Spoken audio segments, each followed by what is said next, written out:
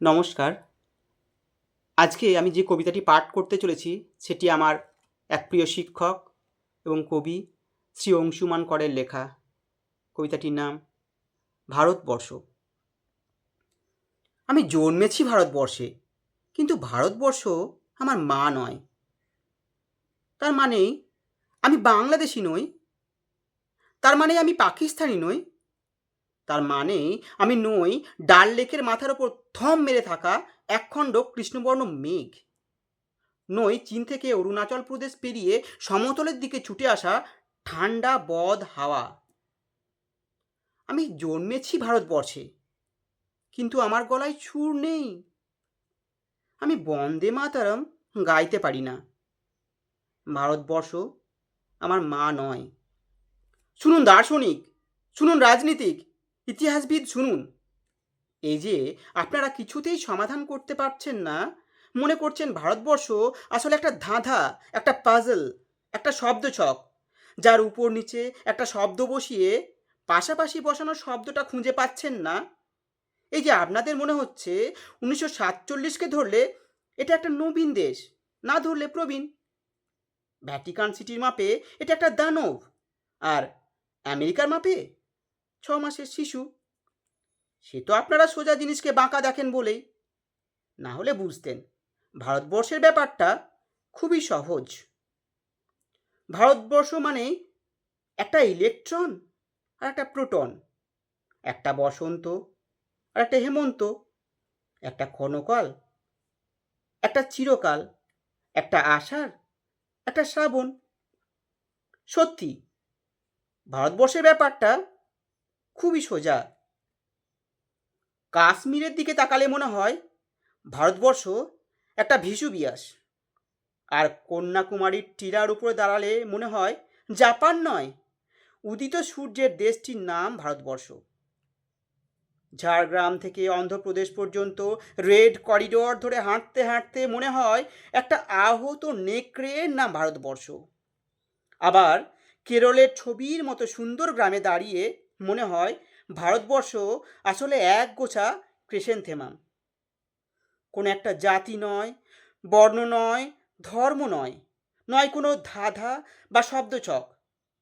ভারতবর্ষ মানে অলোক রঞ্জনের দুরন্ত অন্তমিল আর তরুণ কবির ছন্দপতন। একটা অ্যাসিড বাল্ব আর একটা রাগী মোটর সাইকেলের নাম ভারতবর্ষ। আবার জঙ্গল সাফারির জিপ দেখে এক ছুটে গহীন অরণ্যে চলে যাওয়া হরিণ শিশুর মতো তোমার ভীরু ভালোবাসার নামও ভারতবর্ষ। ভারতবর্ষ মানে একটা নির্ভয়া, একটা আসিফা, আর তারপর সমুদ্র হিমাচল গুরু গুরু ক্রোধ গরজে গগনে গগনে।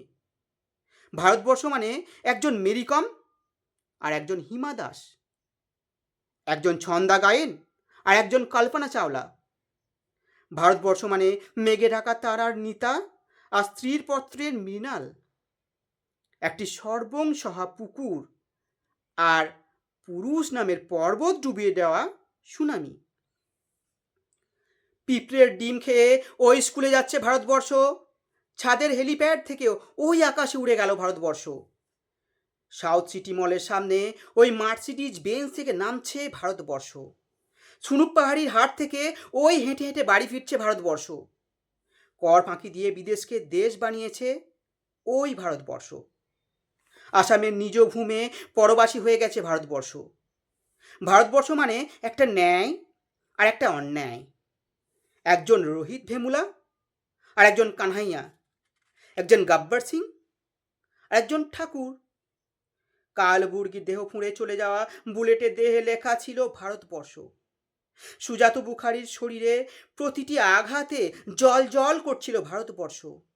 আবার স্বামী খুন হওয়ার পরে জাকিয়া জাফরি যখন দীপাবলিতে প্রদীপ জ্বালান বাড়িতে, তখন সেই আলোক শিখার নাম ভারতবর্ষ।